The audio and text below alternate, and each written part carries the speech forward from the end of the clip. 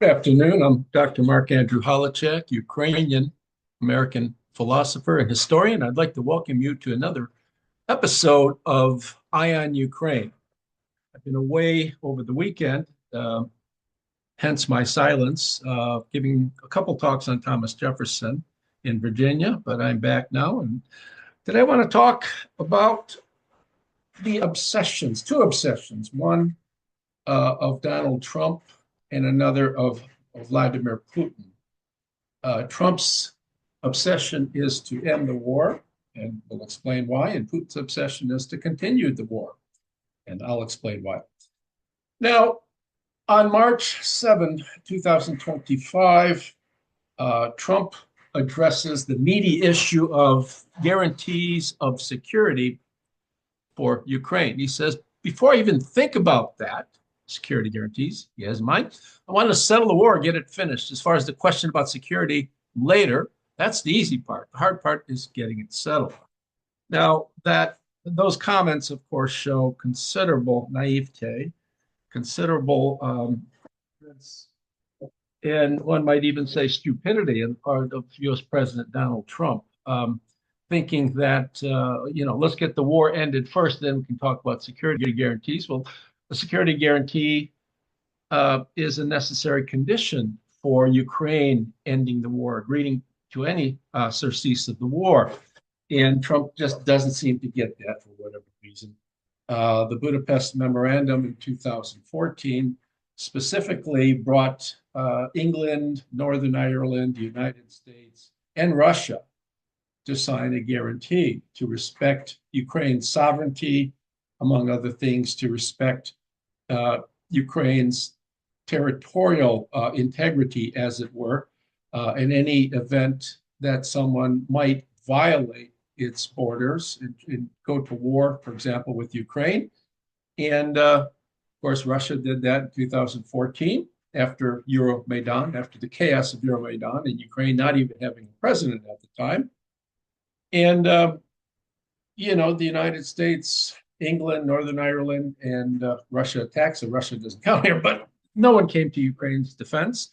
Ukraine, of course, gave away its nuclear arsenal, which was one of the foremost nuclear arsenals in the world at the time, and and valued at numerous, maybe even $1 trillion, numerous hundreds of billions of dollars. So Ukraine got nothing in response for that, nothing back, in as much as it gave over its nuclear arsenal. Now, Trump has had a very mercurial relationship with Ukraine. As we know, he refuses to place the blame for the war foursquare on Putin's shoulders, and that's where blame goes, foursquare on Putin's shoulders. At one point, when he cornered Zelensky in the Oval Office on February 28, 2025, you remember that famous scene. Trump, in one of his pouty temper tantrum moments, refused to send any more military aid that was promised to Ukraine, and ended more importantly, its military intelligence, which was for someone who cares about the lives of soldiers, of people in the war. Putin took that pause. He was hoping that it'd be more than a pause, it'd be a permanent thing. Took that pause to step up his efforts in Ukraine by bombing cities and drone attacks and things like that. All right. Where do you want to go, Jeff? So, anyway, so Trump has had his moments with Ukraine, and it's astonishing to me that he tends to blame, Zelensky for starting the war. All right, so in Trump's obsession, as I said, is to end the war, and he wants that. He said it could happen very, very quickly, and that never happened. Of course, it can't. And any attempt to broker a peace deal, to broker a just and lasting peace, would have to take into consideration how the war started, take into consideration the the very long history of Ukraine and Russia, uh, at least there must be some understanding of how Putin's policies towards Ukraine had begun when he took office in 2000 and how he conducted his affairs with Ukraine since he's been in office for 25 years. Trump has always been obsessed with mineral deals. At one point, he says, we've given Ukraine $350 billion of aid of some measure. Of course, that number was grossly exaggerated. At one point, he says it was $300 billion. He goes, I could be wrong. Maybe it's less. But then a month or so later, he says, oh, it's 350 billion. How he came up with that number, who knows? It's more likely anywhere from 120 to 180 billion, probably closer to 120, with Europe contributing more aid than the United States. Another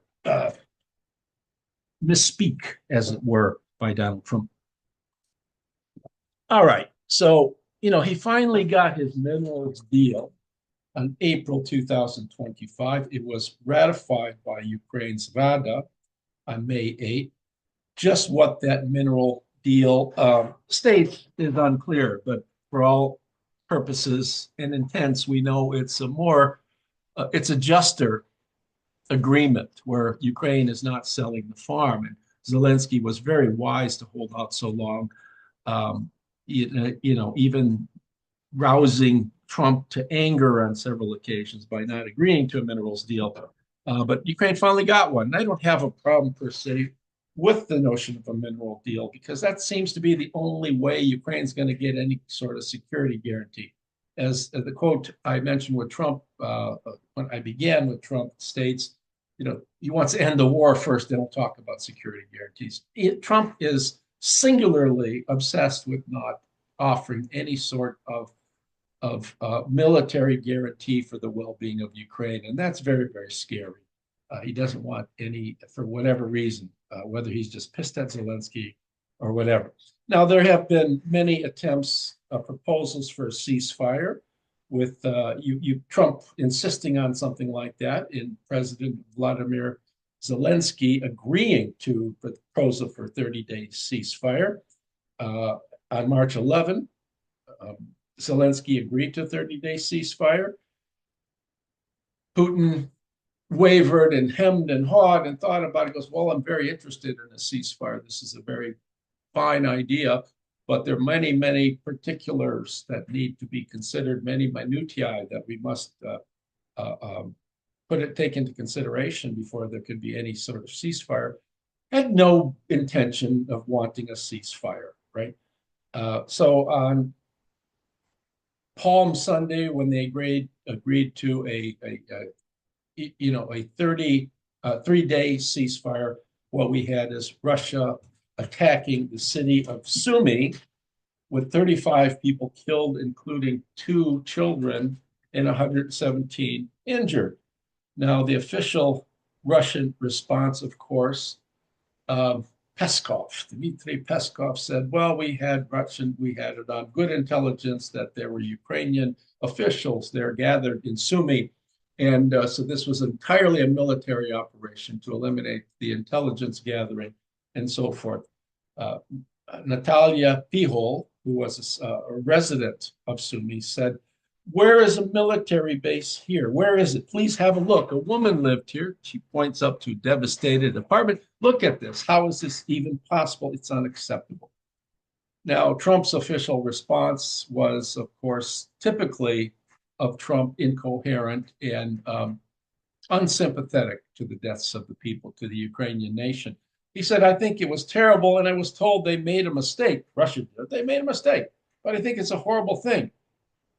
Then he pauses and shifts the blame on Ukraine. The mistake was letting the war happen. When you start a war, you've got to know that you can win the war. You don't start a war against someone that's 20 times your size and hope that the people give you some missiles. So here we got this moron admitting once again, for the 100th time or so, that Ukraine started the war, picking on a country and a military that's 20 times their size, is penchant for hyperbole again on display here. And then once you start the war, you get yourself in a bit of a pickle, you start begging everybody else to give you missiles. right? Very insensitive claim. Again, shows that Trump just, no matter what goes on in this war, he can't be taking it at his word. His word means nothing. He has this predilection for not blaming Putin at any event, no matter what happens. Like he wants to leave the door open for some sort of reconciliation with Russia. He has this queer respect for Putin, admiration for Putin. Does he want to be? I mean, he said on occasions he wished he had sort of the power of Putin, unbridled power over the people of the United States as Putin does over the people of Russia. What that is, the power that comes with dictatorship.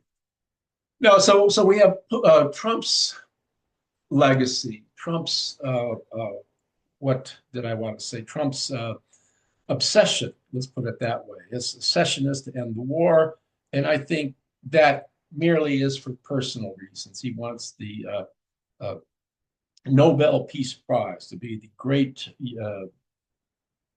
United States military leader who ended the war, go down in history. He's not young anymore, and he's really, he was bitter, right, that Obama won the Nobel Peace Prize, whether Obama deserved it or not. This is another issue. Okay, so what is Putin's legacy? It's a tenuous legacy. As I said before, Putin strangely wanted to be like Peter the Great, to a lesser extent like Catherine the Great, like Alexander III. He has a military mind. He wants to be noted to posterity as a great dictator, as a great president who conquered more lands and opened up Russian people's minds to the greatness, and it's a military greatness, what I call Putin's muscular militarism. And so wanted to go down. So the attack on Ukraine was a first step in the process of invading Poland, getting Latvia, Estonia, and Lithuania back, and other nations that perhaps that at one time were the property of the USSR. These were all legitimately Russian targets. Putin thinks, and he still thinks that. Now, Putin is never going to end the war unless he's forced to end the war by oligarchs, the plutocrats, the Russian plutocrats, people that own all the money, that rule by their wealth, unless he's forced by other Russian politicians or by economic concerns and uprising of the people to do something.